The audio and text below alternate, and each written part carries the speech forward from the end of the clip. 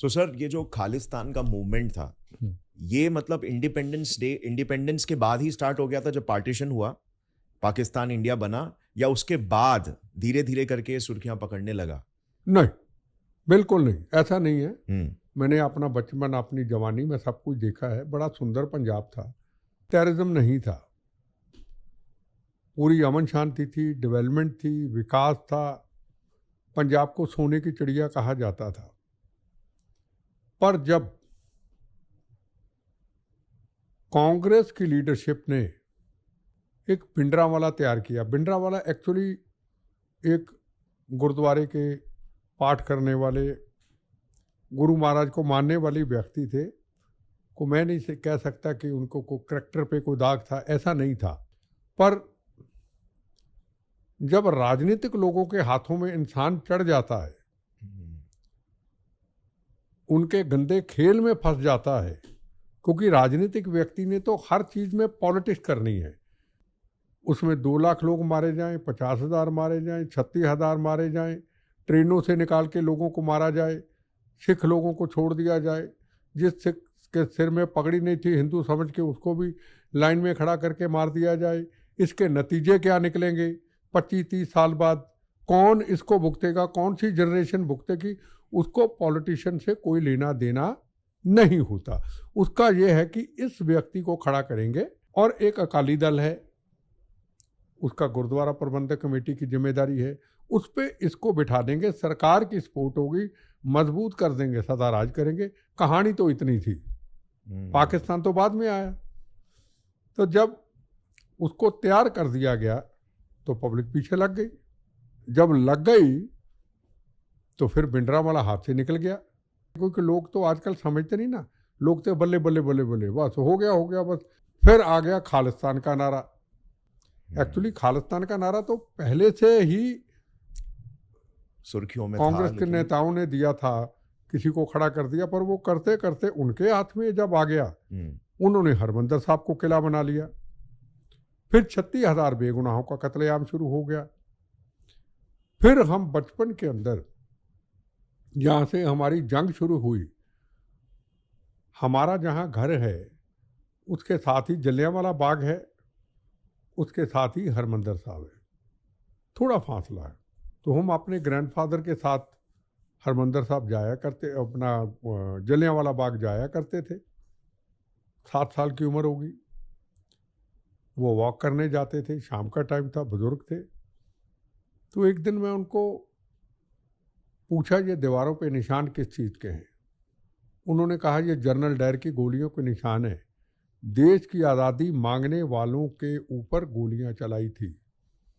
फिर उन्होंने किताब ला के दी, जलियांवाला बाग की पढ़ी, भगत सिंह जी की ला के दी, पढ़ी, और ला के दी।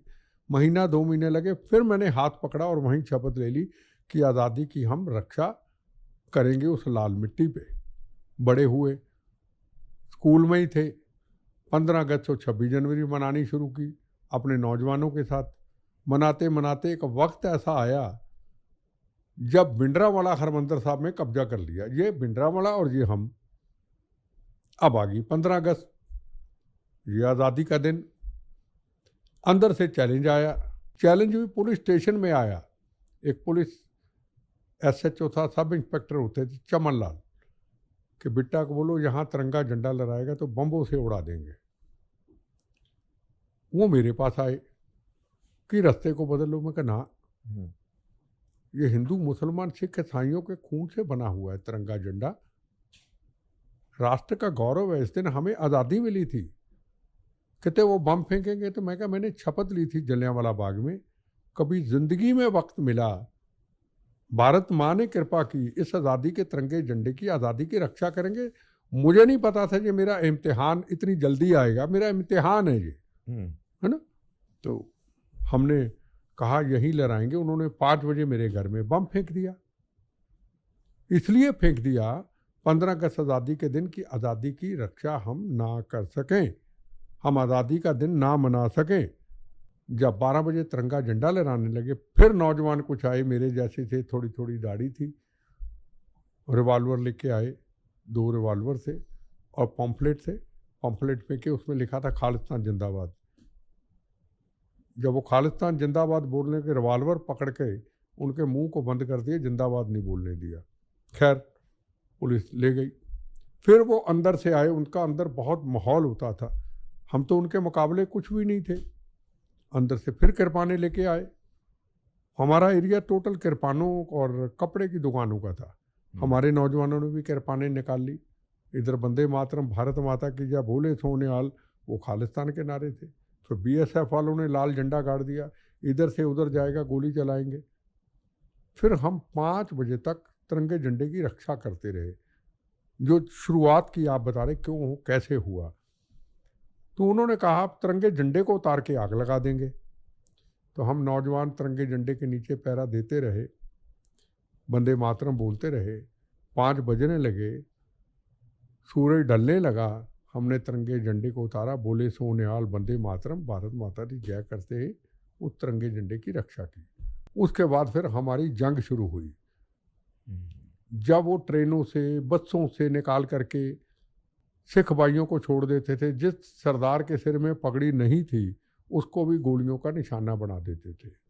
5 बजे के बाद कोई भी माँ ये सोचती थी कि अगर 5 बज गए, मेरा बेटा, मेरी बेटी, मेरा पति, मेरा ससुर वापस आएगा या नहीं आएगा, या गोलियों का शिकार हो जाएगा। ये हालात थे।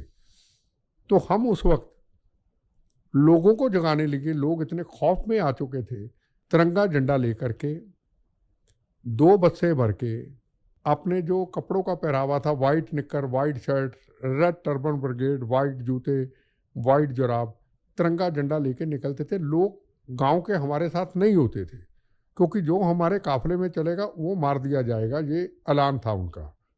तो हम लोगों को अवेयरनेस पैदा करते थे पूरे पंजाब के अंदर। धीरे धीरे बढ़ते गए। तो फिर उनके हमले हमारे पे शुरू हो गए कि हम खालिस्तान चाहते हैं, उनके पीछे पाकिस्तान था, ये हमारे मिशन को तोड़ रहे हैं। हमारा मिशन था पंजाब हिंदुस्तान का हिस्सा है, हिंदुस्तान एक है, हिंदुस्तान एक रहेगा। खालिस्तान न कभी बना था, न कभी बनेगा तो गंदी हनेरी की तरह हमारी लाशों पे गुजर जाएगा। हिंदुस्तान एक है, एक रहेगा। ये हमारी लड़ाई की शुरुआत थी। अगर आपको ये क्लिप पसंद आई तो पूरे पॉडकास्ट का लिंक नीचे डिस्क्रिप्शन में। Indulge and enjoy.